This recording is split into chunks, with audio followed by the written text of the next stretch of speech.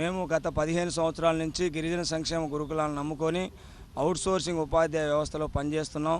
మా జీతాలు 2010 పిఆర్సీ ప్రకారం అతి తక్కువ వేతనాలు ఇవ్వటం వల్ల కుటుంబ పరిస్థితి చాలా దుర్భరంగా ఉంది.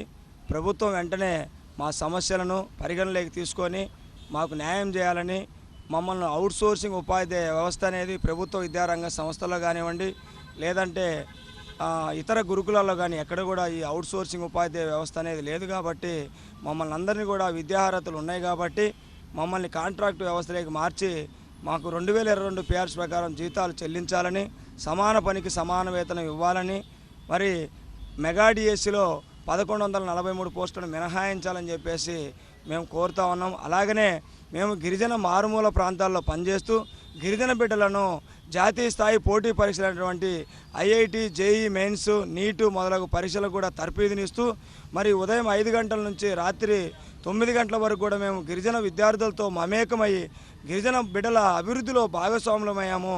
మరి ఇప్పటికైనా ప్రభుత్వము అలాగనే గిరిజన మంత్రి గారు స్పందించి మరి మేము చేస్తున్నటువంటి ఈ యొక్క శాంతియుత నిరసనటువంటి ఈ కార్యక్రమాన్ని మరి పరిశీలన చేసి మాకు న్యాయం చేయవలసిందిగా, మేము గిరిజనులైనటువంటి ఉపాధ్యాయులను మమ్మల్ని ఆదుకోవాల్సిందిగా ప్రభుత్వాన్ని వేడుకుంటున్నాము.